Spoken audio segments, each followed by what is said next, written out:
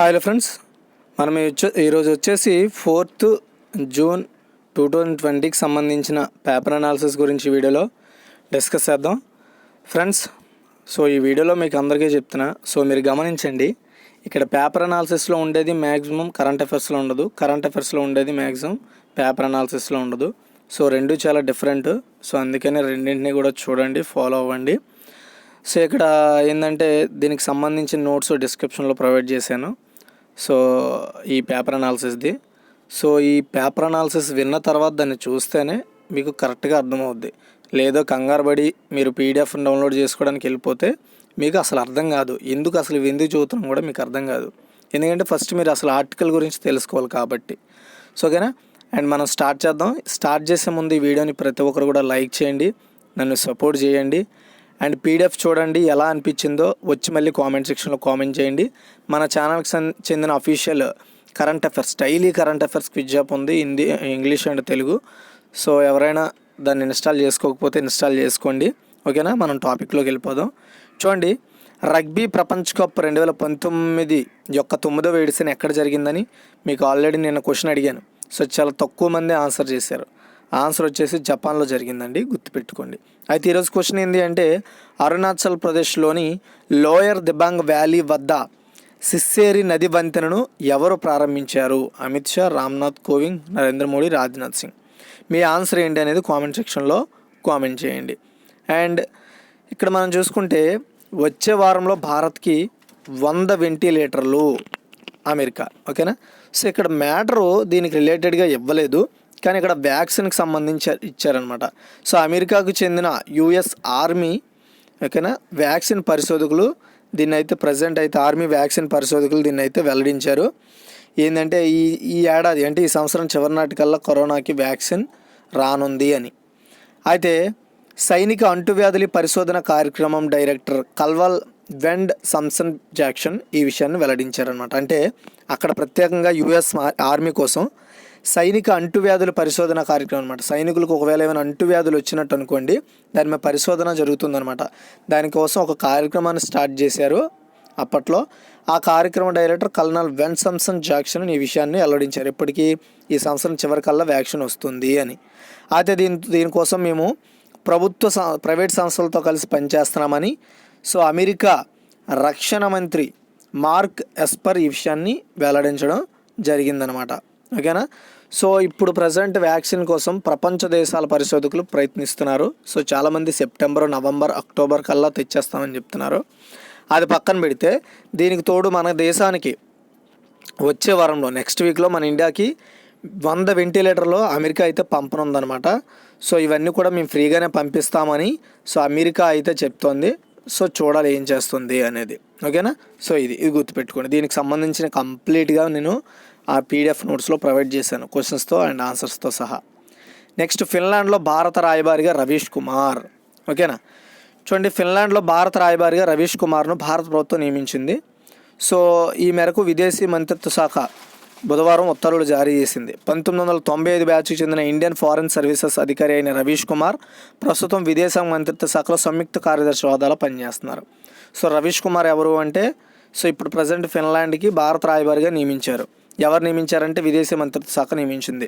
ఇతను ఏ బ్యాచ్కి చెందిన ఐఎఫ్ఎస్ అధికారి అంటే 1995 బ్యాచ్కి చెందిన ఇండియన్ ఫారెన్ సర్వీసెస్ అధికారి. ప్రజెంట్ రవీష్ కుమార్ ఏం చేస్తున్నారంటే విదేశాంగ మంత్రిత్వ శాఖలో సో సంయుక్త కార్యదర్శిగా, సెక్రటరీగా పనిచేస్తున్నారు. అది తర్వాత భారతీయ ఇన్ఫ్రాటెల్ సిఎఫ్ఓగా పూజా జైన్. సో టెలికాం ఇన్ఫ్రాస్ట్రక్చర్లో ఒక సంస్థ అయిన భారతీయ ఇన్ఫ్రాటెల్ దీనికి చీఫ్ ఫైనాన్షియల్ ఆఫీసర్గా పూజా జైన్ నియమితులు అవ్వడం జరిగింది. సో ఈ నియామకం జూన్ 4, 2020 నుంచి ఆమె భారతీయ ఇన్ఫ్రాటెల్ సిఎఫ్ఓగా పూర్తి స్థాయిలో బాధ్యతలు తీసుకుంటారని సో టెలికాం ఇన్ఫ్రాస్ట్రక్చర్ అయితే అనౌన్స్ చేయడం జరిగిందనమాట. ఓకేనా. సో వీళ్ళు జరిగిన ఒక క్యాబినెట్ ఒక బోర్డు ఆఫ్ డైరెక్టర్ల మీటింగ్లో ఈ విషయాన్ని వెల్లడించడం జరిగింది. సో గతంలో సిఎఫ్ఓగా పనిచేసిన ఎన్ బాలసుబ్రమణ్యన్ కంపెనీ నుంచి లెఫ్ట్ అయిపోవడంతో పూజా జైన్కు ఈ నియామకాన్ని అయితే అప్పచెప్పారు. సో చార్టెడ్ అకౌంటెంట్గా జైన్కు 17 years ఎక్స్పీరియన్స్ ఉంది. అంతేకాకుండా భారతీయ ఇన్ఫ్రాటెల్లో 11 ఏళ్ళ ఎక్స్పీరియన్స్ ఉందని కంపెనీ అనౌన్స్ చేసింది. అంతేకాకుండా భారతీయ ఎయిర్టెల్లో కూడా 3 years పాటు పూజా జైన్ వర్క్ చేశారు. అండ్ ఫైనాన్షియల్ రంగంలో అపారమైన ఎక్స్పీరియన్స్ కూడా ఉంది ఈవిడికి. అందుకని ఈవిడిని సిఎఫ్ఓగా, చీఫ్ ఫైనాన్షియల్ ఆఫీసర్గా నియమిస్తున్నట్లు చెప్పడం జరిగింది. అయితే 2012లో భారతీయ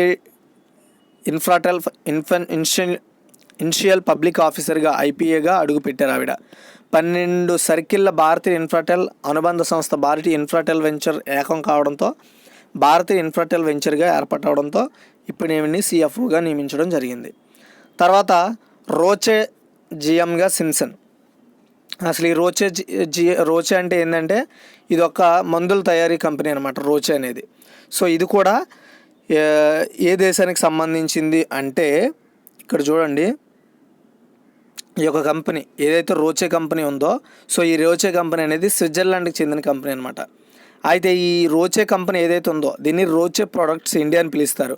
so Roche products India private లిమిటెడ్కి మన ఇండియా తరపున మన ఇండియా కంపెనీకి సో జనరల్ మేనేజర్గా వి సింప్సన్ ఇమ్మన్యుల్ అయితే నియమితులు కావడం జరిగింది.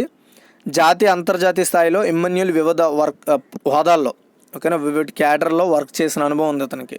సో 2014 సెప్టెంబర్లో రోచే కంపెనీలో ఇమ్మన్యుల్ జాయిన్ అయ్యారు. సో ఫార్మాస్యూటికల్ ఇండస్ట్రీలో దగ్గరగా అతనికి 20 years ఎక్స్పీరియన్స్ ఉంది.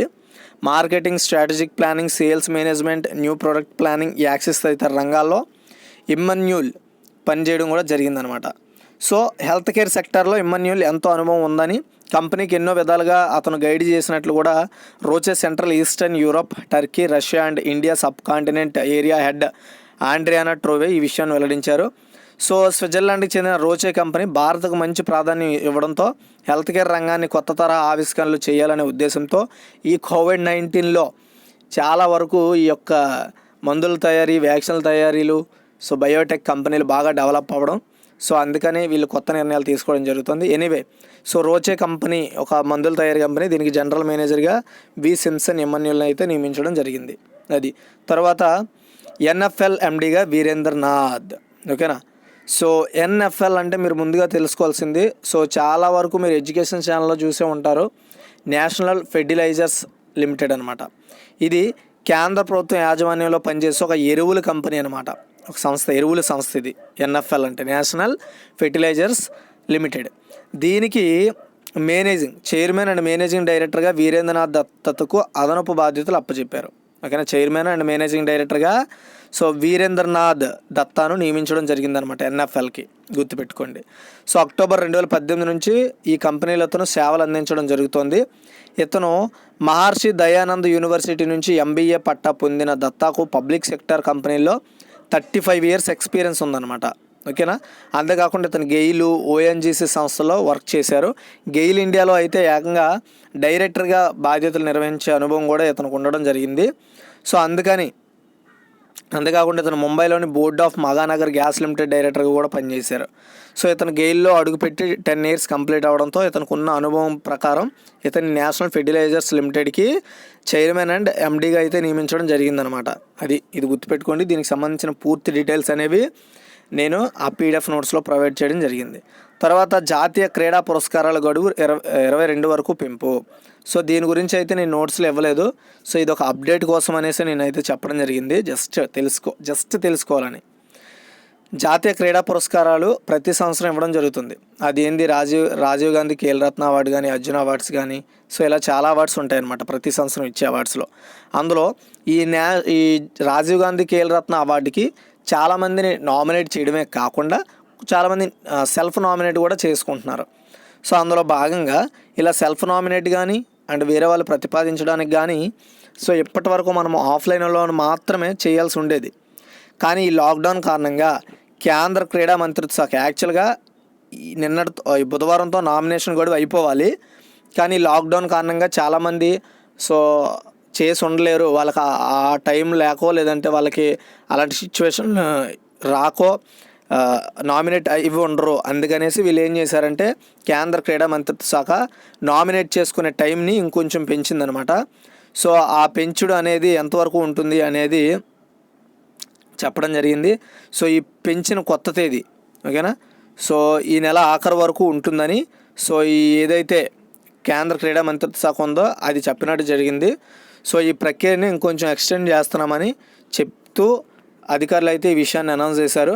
క్రీడా పురస్కారాలకు అధికారులు సమైక్యలు సిఫార్సులతో మాత్రమే సమర్పించాలనే షరతులు తొలగించారనమాట. ఓకేనా.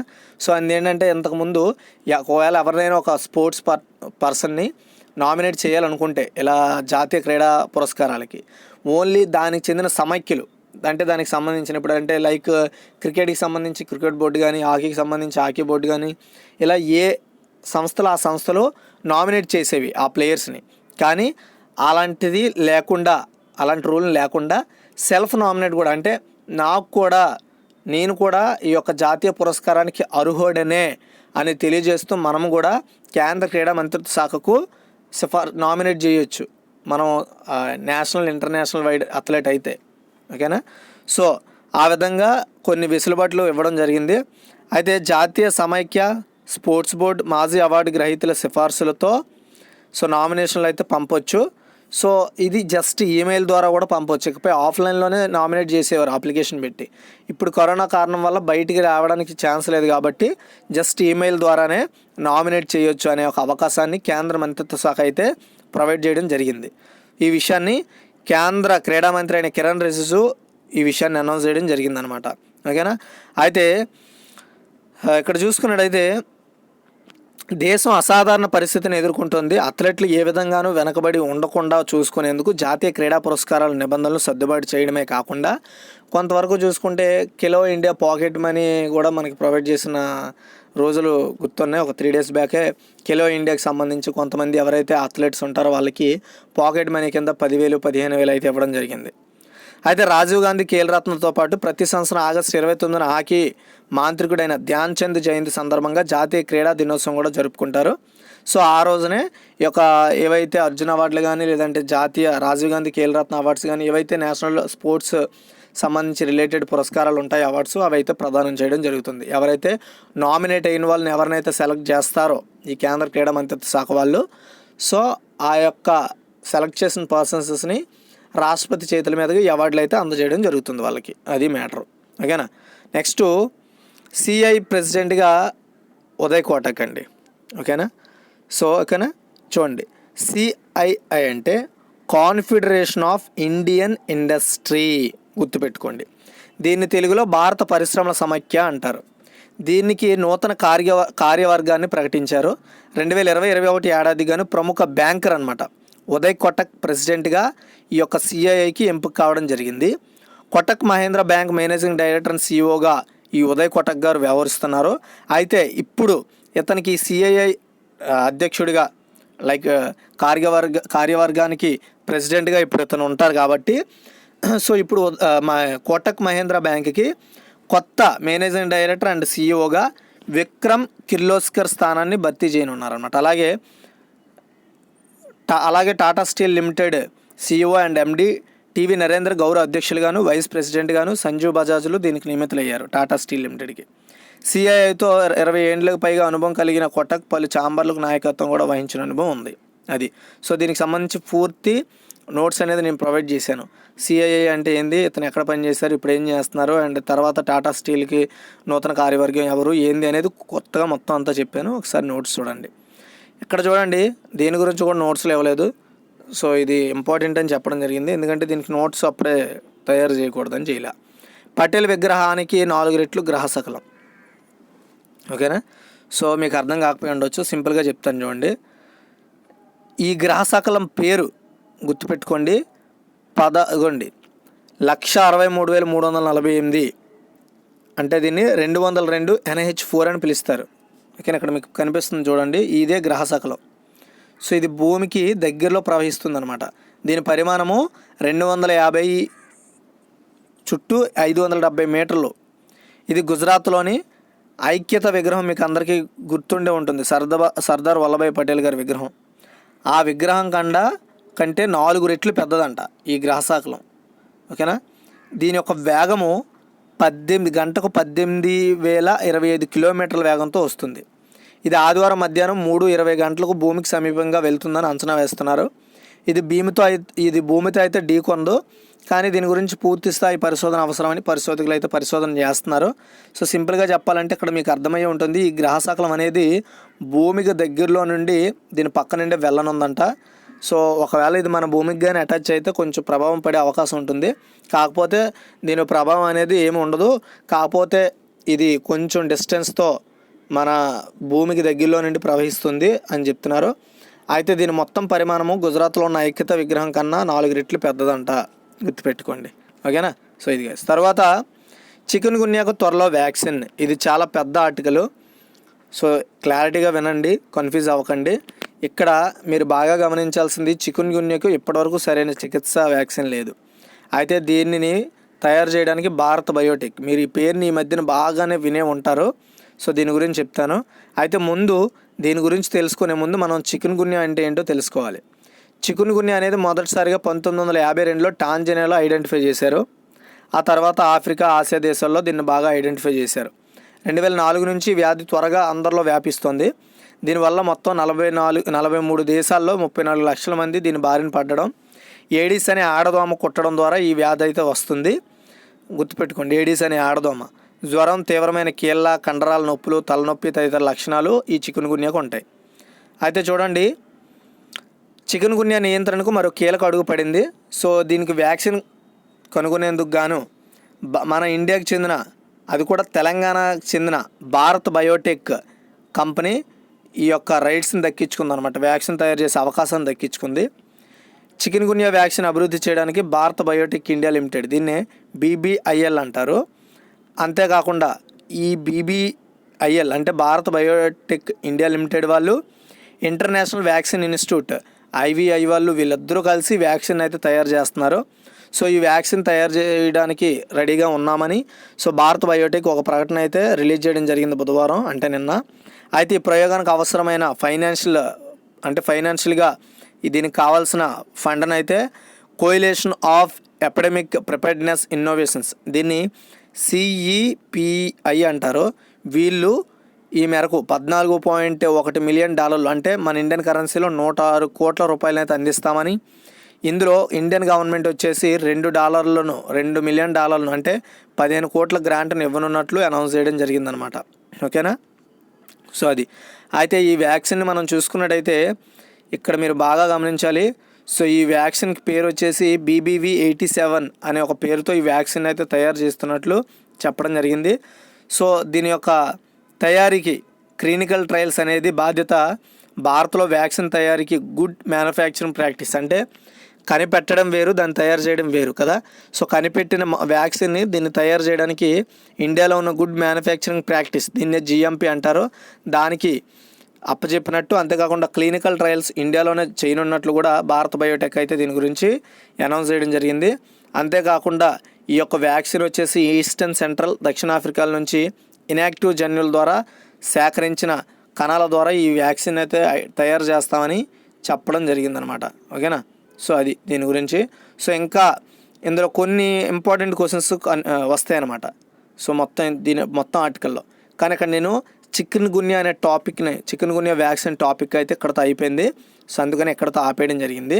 ఇంకా ఈ చికెన్ గున్యాకి సంబంధించి కానీ సో ఇంకా ఈ ఆర్టికల్లో కొన్ని విషయాలను ఎవరికైనా తెలుసుకోవాలనుకుంటే నోట్స్లో ప్రొవైడ్ చేశాను. నోట్స్లో క్వశ్చన్ ఆన్సర్ మాత్రమే ఉంటుంది, అంతకుమించి ఏమి ఉండదు. కాబట్టి అది మీకు ఒక స్టాటిక్ జీకేలా ఉండిపోద్ది. కానీ మీకు ఒక ఆర్టికల్ తెలుసుకునే విధానం, ఒక సబ్జెక్ట్ తెలుసుకునే విధానం మీకు అందులో ఉండదు. కాకపోతే ఏంటంటే చాలామంది దీని ద్వారా క్వశ్చన్స్ ఏ విధంగా వస్తాయనే డౌట్తో చాలామంది అడగడం వల్లనే నేను నోట్స్ని అయితే ప్రిపేర్ చేయడం జరిగింది. వీలైతే చూసే ప్రతి ఒక్కరు నోట్స్ని డౌన్లోడ్ చేసుకోండి, చాలా యూస్ఫుల్ అవుతుంది. తర్వాత ప్రజల ముందుకు సురక్ష. సో సింపుల్గా చెప్పాలంటే సో ఆంధ్రప్రదేశ్ రాష్ట్ర పోలీస్ శాఖ ఏం చేస్తుందంటే పోలీసులు అందించే సేవలు క్షణాల్లోనే పీపుల్కి దగ్గర అయ్యే విధంగా ఉండే ఒక ప్రత్యేకమైన యాప్ను పోలీస్ శాఖ రూపొందించింది. దాని పేరు సురక్ష అనమాట. సో ఈ యొక్క యాప్ ఏదైతే ఉందో ఈ యాప్లో మొత్తం పోలీస్ శాఖ అందించే 86 సర్వీసులు ఇందులో రూపొందించారు. మొత్తం గుర్తుపెట్టుకోండి, 86 సర్వీసెస్. ఈ యొక్క యాప్ని ముఖ్యమంత్రి వైఎస్ జగన్మోహన్ రెడ్డి త్వరలోనే యాప్ని రిలీజ్ చేస్తారని ఆంధ్రప్రదేశ్ DPG గౌతమ్, ఓకేనా, DPG గౌతమ్ సవాంగ్ వెల్లడించారు. DPG కాదు DGP, ఇక్కడ తప్పుగా పడింది. DGP గౌతమ్ సవాంగ్ ఈ విషయాన్ని వెల్లడించారు. సో ఆయన DGPగా బాధ్యతలు చేపట్టి 1 year కంప్లీట్ అయిన విషయాన్ని గుర్తు చేస్తూ ఈ విషయాన్ని అయితే వెల్లడించడం జరిగింది. సో సురక్ష యాప్ ద్వారా ఫిర్యాదులు కూడా చేయడమే కాకుండా కేసుల స్థాయి, వాటి దర్శలను కూడా తెలుసుకోవచ్చు అని చెప్పారు. ఎఫ్ఐఆర్ ఛార్జ్ షీట్లని యాప్ ద్వారా డౌన్లోడ్ చేసుకోవచ్చు అని కూడా చెప్పారు. అండ్ గన్ లైసెన్సులు కూడా ఇందులో దరఖాస్తు అప్లై చేసుకోవచ్చు అంట. సో దీని పేరు సురక్ష. అయితే ఈ 7 దిశ పోలీస్ స్టేషన్లు ISO సర్టిఫికేట్ అయితే దక్కించుకున్నాయి. దిశ యాప్ను ఇప్పటి వరకు 4 లక్షల మంది డౌన్లోడ్ చేసుకున్నారు. అంతేకాకుండా స్పందనలో 75,610 ఫిర్యాదులు రాగా 16,403 ఎఫ్ఐఆర్లు నమోదు చేశారు. 58,804 ఫిర్యాదులు పరిష్కరించేశారు. 403 పెండింగ్లో ఉన్నాయి. కేసుల్లో శిక్షల శాతం పెరిగింది.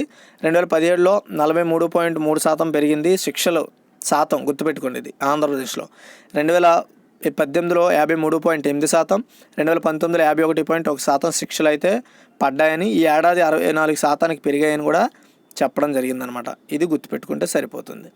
తర్వాత ఒకే నేషన్ ఒకే మార్కెట్. సో ఇది మీకు ఐడియా ఉండే ఉంటుంది. ఒకే nation one nation one ration అనే ఐడియా మీకు ఉండే ఉంటుంది. సో అదేవిధంగా ఒకే దేశం ఒకే మార్కెట్ ప్రతిపాదన కూడా కేంద్ర కేబినెట్ అయితే ఆమోదం తెలిపింది. దీని గురించి చూద్దాం. రైతులు తమ వ్యవసాయ ఉత్పత్తులు ఏవైతే ఉంటాయో వాటిని మార్కెట్లోకి తీసుకొచ్చే విధంగా, దేశంలో ఎక్కడైనా వాటిని అమ్ముకునే విధంగా వెసులుబాటును కల్పించే విధంగా the farming produce trade and commerce ordinance 2020కు బుధవారం కేంద్ర కేబినెట్ అయితే ఆమోదం తెలిపింది. ఒకే దేశం ఒకే వ్యవసాయ market, one nation one agri market గుర్తుపెట్టుకోండి. దీని దిశగా వేసేందుకు ఈ ఆర్డినెన్స్ని అయితే తీసుకురావడం జరిగింది. ఈ ఆర్డినెన్స్ వల్ల యూజ్ ఏంటంటే, మార్కెట్లో వెలుపల తమ దిగుబడులు అమ్మితే రైతులపై రాష్ట్రాలు ఎలాంటి పన్ను విధించవద్దు. రైతులు తాము కోరుకున్న ధరకే తమ ఉత్పత్తులు అమ్ముకోవచ్చు, ఎక్కడైనా అమ్ముకోవచ్చు అనేది ఈ ఆర్డినెన్స్ యొక్క ముఖ్య ఉద్దేశం. ఈ విషయంలో తలెత్తిన వివాదాలను సబ్ డివిజన్ మెజిస్ట్రేట్, కలెక్టర్ నెల రోజుల్లోగా పరిష్కరించాల్సి ఉంటుంది.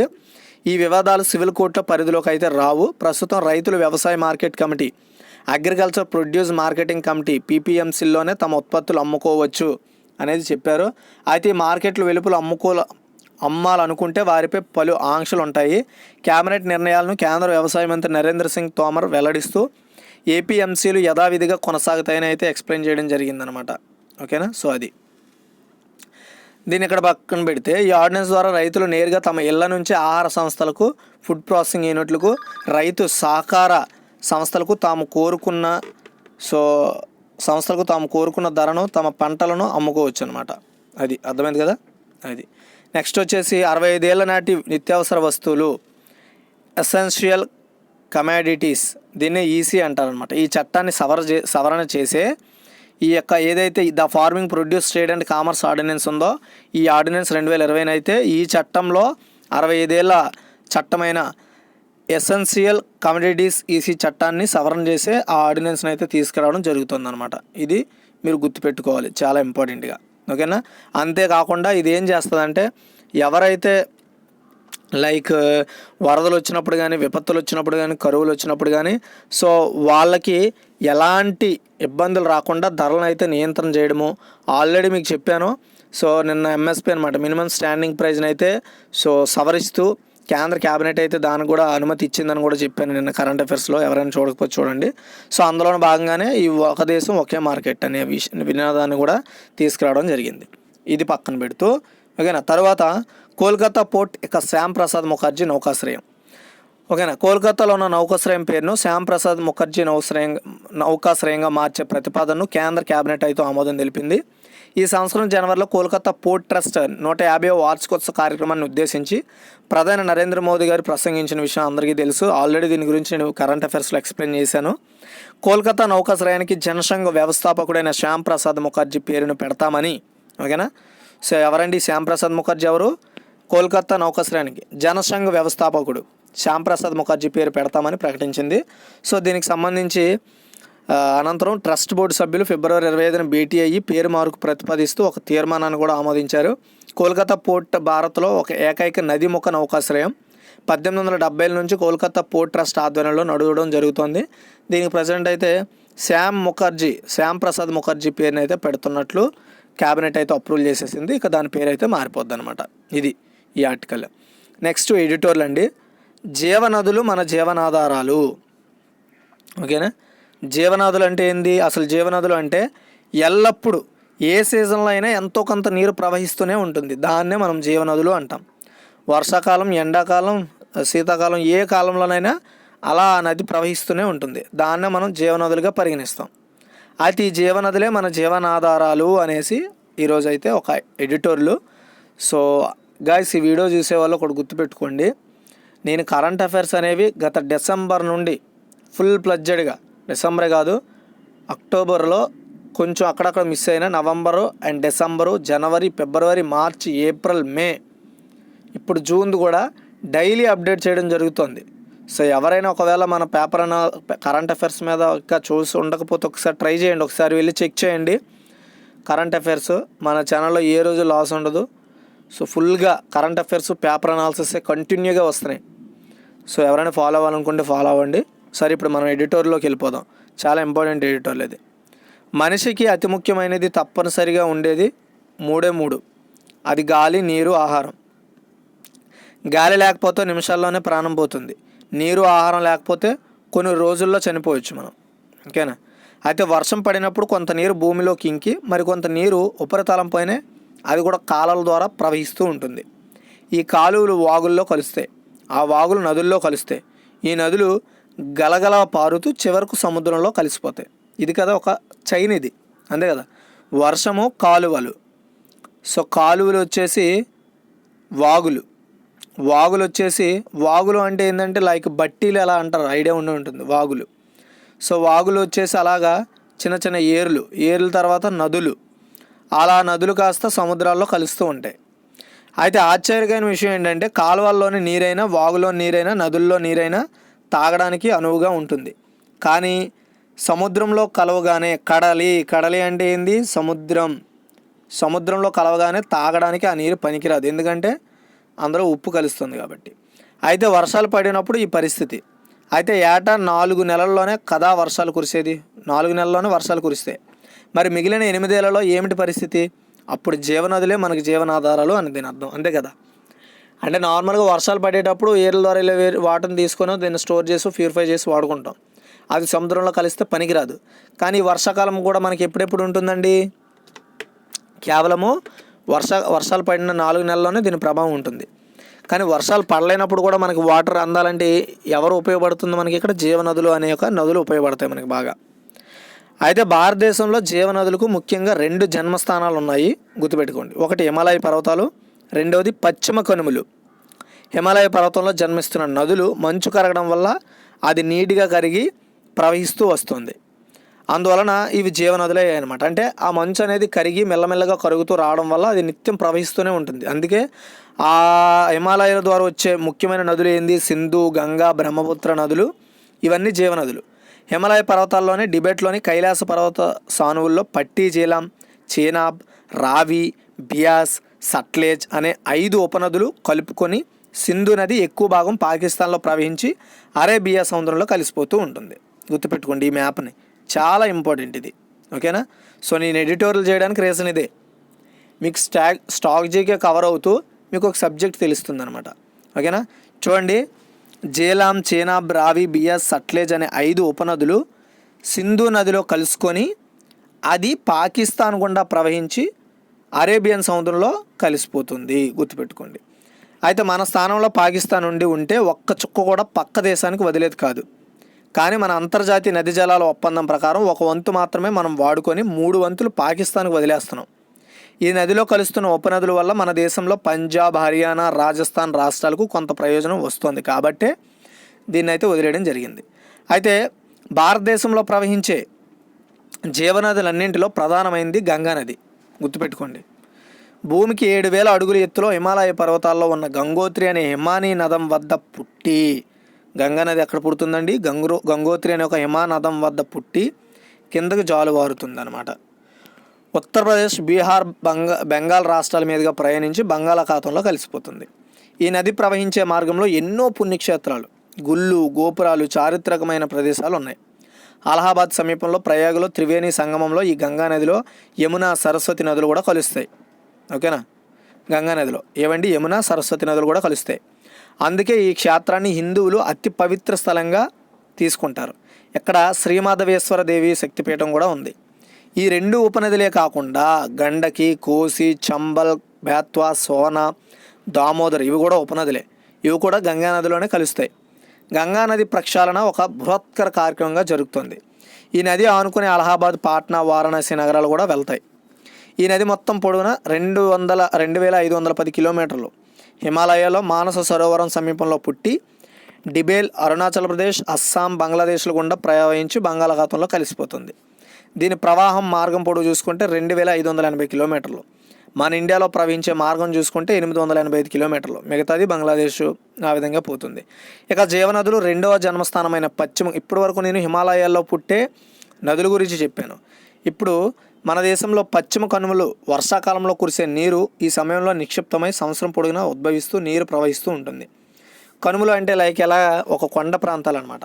అంటే వర్షాలు కురిసేటప్పుడు ఆ వాటర్ని స్టక్ చేసుకొని మెల్లమెల్లగా నీటి ప్రవాహం అనేది మనకు వదులుతూ ఉంటుందన్నమాట. ఏడాది పొడవునా ఈ నదులు దీనికి సంబంధించిన పశ్చిమ కనులపై డిపెండ్ అయ్యే నదులు ఏవైతే ఉంటాయో అలా ప్రవహిస్తూనే ఉంటాయి. ఇందులోనే మనం ఇప్పుడు వాడుతున్న గోదావరి, కృష్ణమ్మ, కావేరీ నదులు ముఖ్యమైనవి. ఈ పశ్చిమ కనుమల నుండే వస్తున్నాయి, గుర్తుపెట్టుకోండి ఇవి. దక్షిణ భారతదేశంలో మిక్కిలి పెద్దది అంటే మిక్కిలి అంటే చిన్నది, అంటే చిన్నలో పెద్దది అనమాట. మిక్కిలి అతి పెద్దది, ఓకేనా. మిక్కిలి అంటే అతి పెద్దది, చిన్నది కాదు. మిక్కిలి అంటే అతి పెద్దది గోదావరి నది. పశ్చిమ కనుమల్లో మహారాష్ట్రలోని నాసిక్ సమీపంలో త్రయంబకంలో పుడుతుంది. ఏది? గోదావరి. ఎక్కడ పుడుతుందండి? మహారాష్ట్రలోని నాసిక్ సమీపంలో త్రయంబకంలో పుడుతుంది, ఓకేనా. అది పశ్చిమ కనుమగా తీసుకుంటాం మనం. అయితే రాష్ట్రాలు, ఓకేనా, ఇక్కడ గుర్తుపెట్టుకోండి. పుట్టి మహారాష్ట్ర, తెలంగాణ, ఆంధ్రప్రదేశ్ రాష్ట్రాల గుండా ప్రవహించి బంగాళాఖాతంలో కలిసిపోతుంది.